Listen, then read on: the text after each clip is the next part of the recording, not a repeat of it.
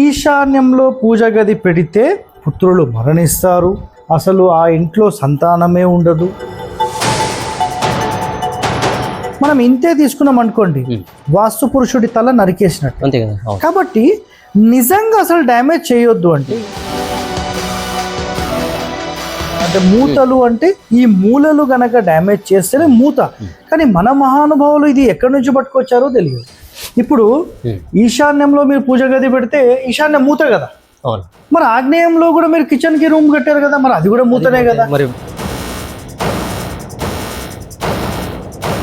Slab మొత్తం తీసేస్తే clear అయిపోయినట్టు. అసలు ఈ మూతలు మూతలు మూతలు అని మాట్లాడి అందరినీ కన్ఫ్యూజ్ చేస్తున్నారు.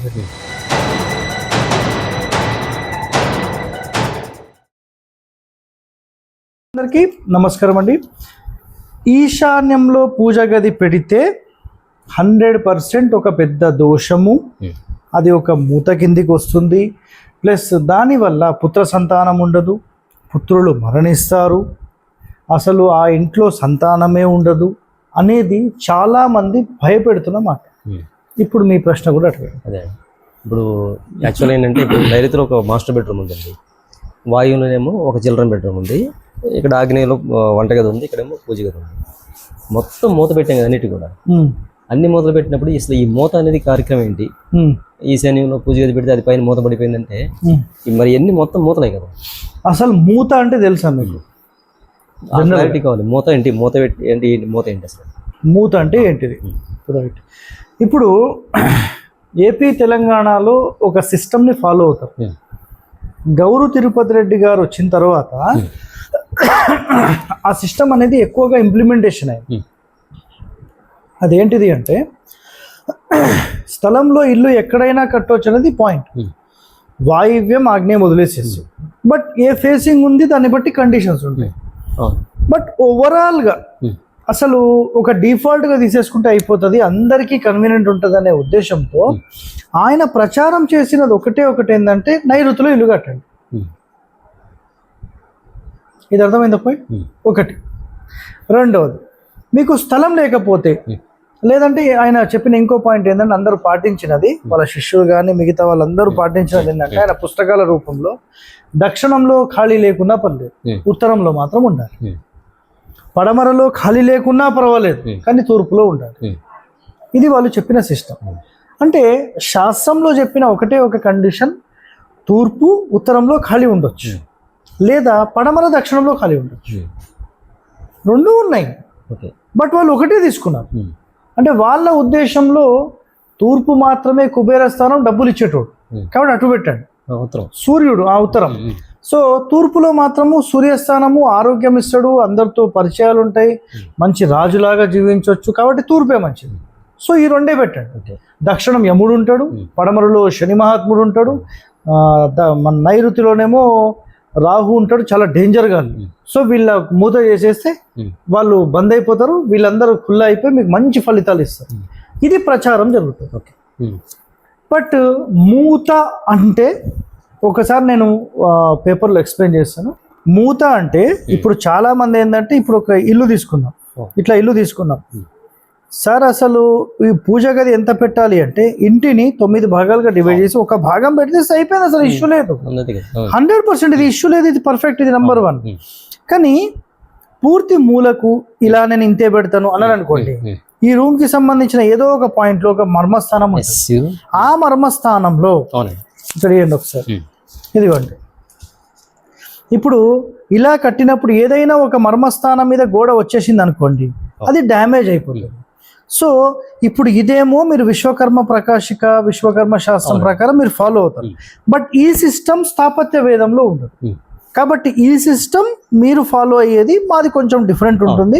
సో మా మర్మస్థాన పాయింట్స్ అనేవి దీంట్లో కంప్లీట్గా డిఫరెంట్ వచ్చేస్తాయి. ఫర్ ఎగ్జాంపుల్ ఇక్కడికి వచ్చింది, ఈ పాయింట్లోకి వచ్చింది, మనం ఇంతే తీసుకున్నాం అనుకోండి, వాస్తు పురుషుడి తల నరికేసినట్టు. కాబట్టి నిజంగా అసలు డ్యామేజ్ చేయొద్దు అంటే, ఇంటిని 9 భాగాలుగా డివైడ్ చేస్తే 1 2 3 ఈ ప్లేస్ వరకు మీరు తీసుకుంటే క్లియర్ గా ఆ తల అనేది మనం డ్యామేజ్ చేయలేదు, క్లియర్ గా తల అనేది ఉంటుంది. ఎస్, ఇప్పుడు మీ ఇంట్లో ఈ మొత్తం మీద తీసుకున్నారు, అవును. ఇది నంబర్ 1. మనం డైరెక్ట్ చెవుల మీదనో తీసుకుంటాము, లేదంటే ఈ చెవి మీదనో తీసుకుంటాం, లేదంటే కన్ను మీదనో తీసుకుంటాం. అవును. ఇలా తీసుకున్నప్పుడు ఆ ఇల్లు డ్యామేజ్ అవుతుంది. కాబట్టి ప్రతిదీ తీసుకోమంటాం. ఈశాన్యంలో కడితే ఈ మొత్తం కట్టండి. మీకు కుదరలేదు డైరెక్ట్ గా ఇక్కడ ఒక చిన్న కబోర్డ్ పెట్టేసేసి కడితే ఇది నంబర్ 1. అంతే. ఇది సిస్టమ్ అండి. అర్థమైందా? ఇప్పుడు చూడండి, ఇక్కడ ఒరిజినల్ గా ఫర్ ఎగ్జాంపుల్ ఇది ఈస్ట్, మీరు ఇల్లు కట్టారు, నైరుతి వైపు ఇల్లు కట్టేశారు, ఓకేనా? అసలు మూత అంటే ఏంటంటే, మీరు ఇక్కడ స్థలం వదిలేరా? దక్షిణంలో అవునండి. వదిలాము, పడమరలో వదిలేమా? ఇది మూత కిందికి రా. ఇక్కడ చూడండి, ఇది ఇల్లు. అవును. ఇప్పుడు ఎక్కడుంది? ఎడ్జ్ మీద కట్టేసి. ఇప్పుడు ఇది నైరుతి మూత. నైరుతి మూతతో సర్వము ఫెయిల్. ఎప్పుడు ఇలాంటి నైరుతి మూతలు ఉండొద్దు. నైరుతి కాదు, వాయువ్య మూత. అవును. ఇదిగోండి ఈశాన్య మూత. అవును. ఇది ఖాళీ ఉండి ఇక్కడ మొత్తం కడితేనే ఈశాన్య మూత. నెక్స్ట్ ఇదిగోండి ఆగ్నేయ మూత. ఇవి కాకుండా మీకు ఇంకా సింపుల్ గా చెప్తాను, డైరెక్ట్ ఆగ్నేయంలో నేను ఇట్లా టాయిలెట్ ఇచ్చేస్తాను, ఈ ఇల్లు ఫెయిల్. ప్లస్ పూర్తి వాయు మూలలో ఇచ్చేస్తా, ఇది కూడా ఫెయిల్. ఈశాన్యంలో ఇస్తా, ఫెయిల్. ఎట్టి పరిస్థితుల్లో పూర్తి మూలలను వదిలేసేసి ఈ ప్లేస్ తీసుకోవాలి. ఫర్ ఎగ్జాంపుల్ ఇక్కడ చూపిస్తాను చూడండి, ఇలా ఇల్లు కడితే మీరు ఇలా తీసుకోవచ్చు. ఇది వాయువ్యం ఫ్రీగా ఉంది, ఈశాన్యం ఫ్రీగా ఉంది.